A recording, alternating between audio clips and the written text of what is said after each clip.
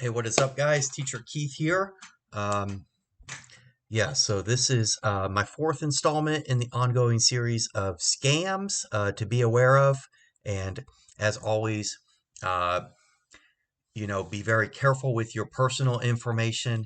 And please make sure that if you're going to give money to somebody you don't know, I don't personally, I feel very extremely cautious, and I cannot say that I have ever seen a legitimate situation where I should give money to somebody I do not know.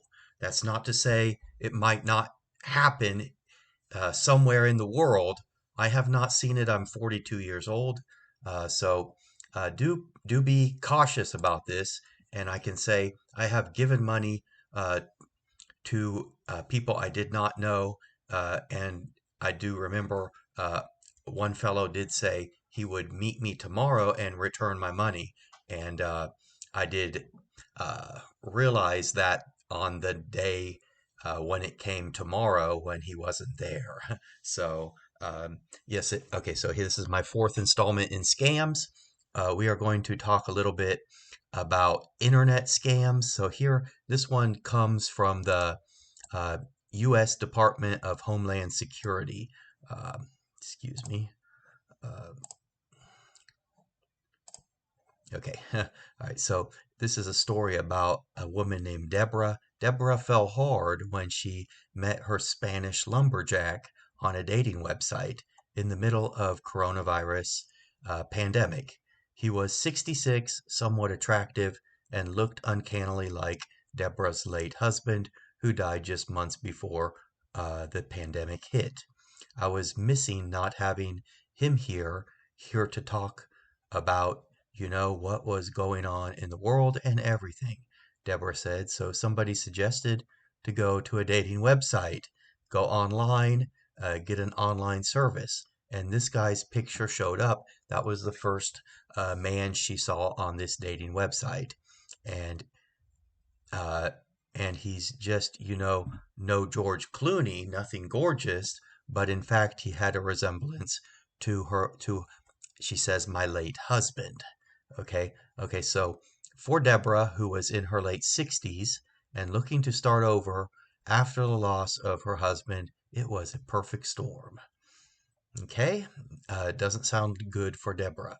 In this video, Deborah speaks to Homeland Security investigations about her experience being the target of an online romance scam and gives advice for others who may be targets.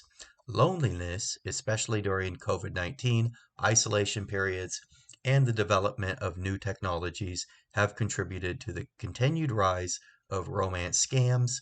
The number of other adults turning to the internet for dating has doubled over the past 3 years, and 12% uh, of those aged 55 to 64 reported using mobile dating apps. As Americans increasingly go online to find love, scammers are following suit. Older adults reportedly lost nearly 139 million in romance scams in 2020. Total reported losses to romance scams were higher than any other scam reported to the Federal Trade Commission in 2020. In 2020, people reported losing 304 million to romance scams, 9 times higher than it was 5 years prior. And while dating scams can happen to people of all ages, it's especially risky for older adults. Romance scams are riskiest for people in the 55 to 64 age groups.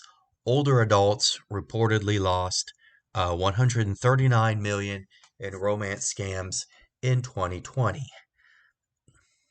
Bank transfers and payments set in connection with romance scams accounted for nearly 31 million in 2020, with older adults accounting for about a third of the dollars lost.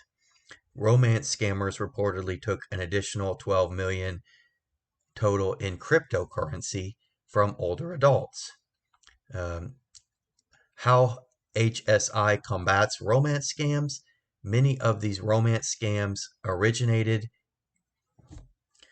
in West Africa, predominantly Nigeria and Ghana. Criminal organizations use legitimate dating apps to defraud people who are looking for love. The scammers strategically target recently widowed or divorced seniors due to their vulnerabilities and access to cash.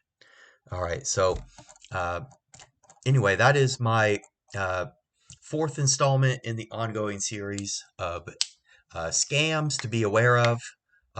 This is um, about online dating.